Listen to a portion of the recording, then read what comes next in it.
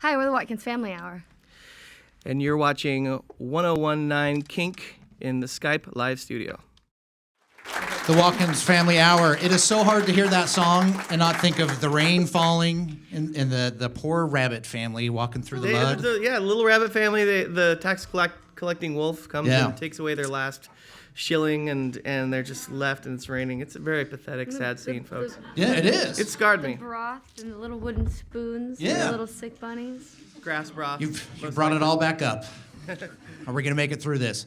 So thank you once again for being here, Sarah, Sean, and David over here. We've got a number of your band I know we're going to meet here in a minute, but you mentioned this, that the Watkins Family Hour kind of came out of just a monthly engagement you guys had at Largo. How did this come about? Well, that's what it is. It is this monthly engagement. It started out, we discovered this little club in Hollywood called Largo, and it was at that time a little pub, basically, and now it's at a theater.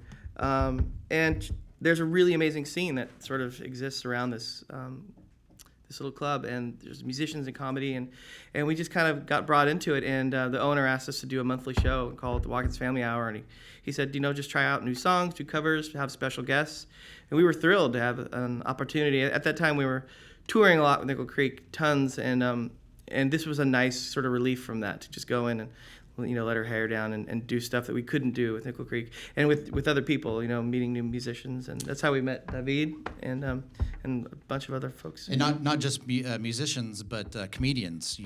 Paul F. Tompkins and John C. Reilly, who's an actor and a musician. Yeah, and a lot of these guys have shows at Largo too, and so there's a great overlap between, just the people within that sort of scene. And Paul is a great singer. He's actually somebody who, I've told him this, he's a really great taste in songs. He did his Paul F. Tompkins show for a long time, and he would sing. He would always end the show. Well, within the show, he would generally sing a song that he hadn't done before, and there were always really great things that suited him well, and he turned me on to a lot of music that way. So how do you get from this monthly engagement that this goes back almost 15 years? It was early 2000s when you started? I think it's 13. Okay. Yeah. I think it's 13. Yeah, and now an album and you're touring. How does it go from a once a month thing to this? Yeah, we never wanted to. We always felt like the Family Hour was the anti-touring and record part of our lives. It was a nice release. In that you didn't have to worry about it. Yeah, it was just only a live thing that happened once. there's a strict no cell phone policy at the place, and so it felt really nice. But after a while of doing it, the band sort of solidified into what it is now, with Ben Montench on piano, Greg Leese, Sebastian Steinberg on bass, and Don Heffington and Fiona Apple, and us, and we've got a lot of regular special guests. But a friend of ours had regular special guests. A friend of ours, Sheldon Gomberg, had some open studio time and convinced us to come in and just record some covers, and so we did. And then after that, we were kind of tossing around the idea with Fiona of going out and doing some shows, and we realized that we had a record in the can already, and we're like, well, cool, let's just go ahead and do it properly. So we kind of just stumbled upon it, really.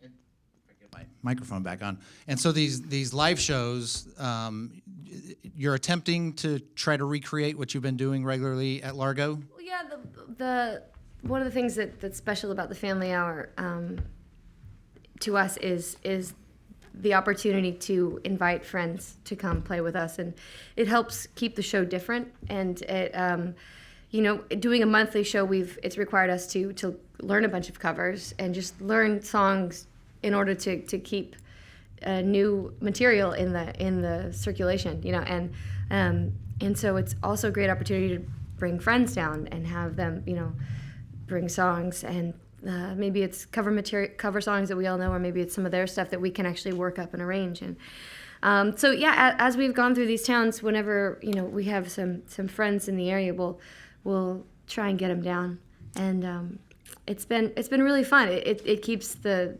spirit there, rather than just kind of getting stuck in our ways of, like, you might get one set list going, and sometimes you can get in a rut for a while, and if you bring new people down, it forces you to change it up, which is all in the spirit of it. And that leads me to my next question. Tomorrow night, I believe it's a sold-out show at the Aladdin Theater. I know that you can't do this in every venue that you're doing, but you have invited some friends in the Portland area that might join you on stage? Yeah, I think Laura Veers is going to come down, and maybe a couple, one or two others, and then within the show, like Tom Brousseau is out with us on tour, who is a really great songwriter, and David, and then everybody in the band. There's a whole lot that goes into it every night, and like on the set list it'll say Don Heffington, at which point our drummer Don Heffington will sing a song, and we don't really know what it is. You have no idea? No. All right. He'll just start it out, and we'll figure it out.